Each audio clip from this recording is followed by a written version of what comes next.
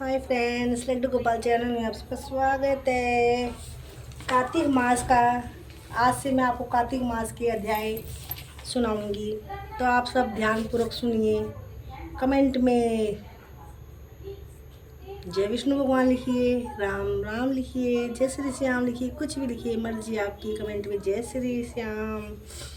कार्तिक मास का पहला अध्याय। कार्तिक मास का पहला अध्याय कार्तिक के महीने में। तो आप सब ध्यान से सुने मात्र से ही सब दुखों का नाश होता है। बोल सतनाम भगवान की जय। नेमिषारण्य तीर्थ में श्री सूतजी महाराज 88,000 सोनकादि ऋषियों से बोले, अब मैं आपके सामने कार्तिक महात्मों की श्रेष्ठ कथा कहता हूँ, जिसके सुनकर मनुष्य सब प्रकार के पापों से छूटकर बैकुंठ को प्राप्त कर लेता है।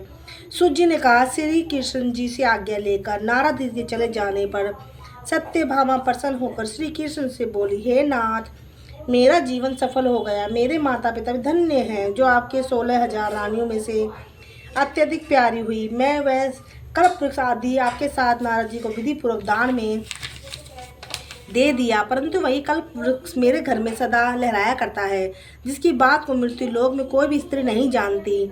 हे स्वामी, अब मैं आपसे पूछना चाहती हूँ, सो विस्तार पूर्वक कहिए, जिसके सुनकर मैं अपने हित कार्य करूँ, जिसके करने से कल्प पर्यंत भी आप मुझसे विमुख ना हो। सूत जी कहने लगे, सत्यभामा के ऐसे वचनों को सुनकर श्री कृष्ण जी हंसते हुए सत्यभामा के बाँह पकड़कर कल्प वृक्ष के नीचे गए और बोले, हे प्रिय, 16,000 स्त्रियों में से मुझे तुम प्राणों के समान प्यारी हो। तुम्हारे लिए देवताओं और देवराज इंद्र से भी मैंने विरोध किया है।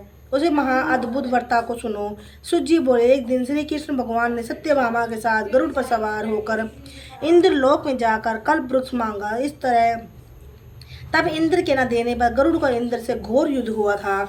हे प्रिय, जब मैं तुम्हारे हर चीज दे सकता हूँ, हर एक कार्य पूरा कर सकता हूँ, तो क्या तुम्हारे आश्चर्यजनक प्रश्न का उत्तर नहीं दे सकता?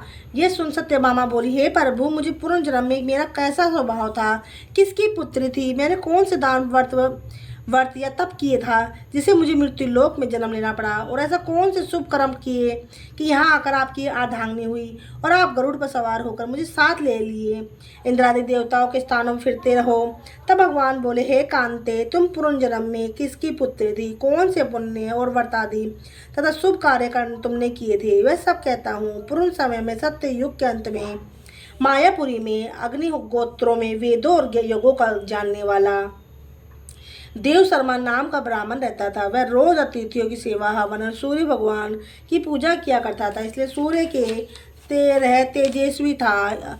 उस ब्राह्मण के बुढ़ापे में एक गुणवंती नाम की कन्या हुई। उसका विवाह उस पुत्रहीन ब्राह्मण ने अपने चंद्र नाम के शिष्य के साथ कर दिया और वे दोनों माता पिता पुत्र की तरह रहने लगे। एक दिन समय वह दोनों कुशा और समिधा लेने के लिए वन में हिमालय की तलहटी पे पहुंचे, तो उन्होंने एक राक्षस को अपनी तरफ आते देखा।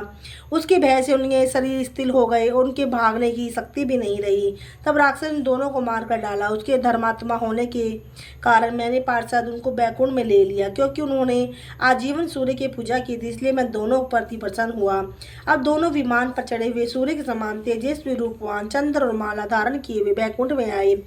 तब मेरे पास दिव्य भोगों का भोगने लगे। बोलो कृष्ण भगवान की जय, सत्यनारायण भगवान की जय, कार्तिक महात्म की जय, कार्तिक महात्म की जय, बोलो विष्णु भगवान की जय।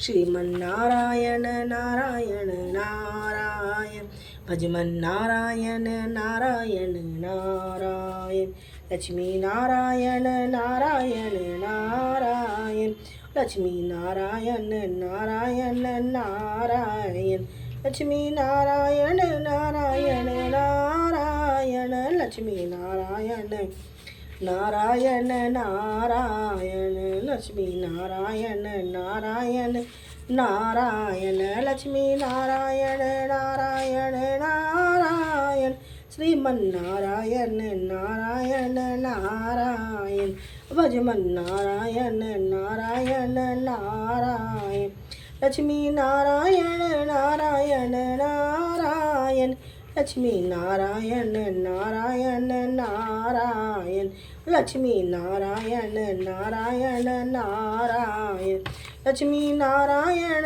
नारायण नारायण। विष्णु भगवान की जय।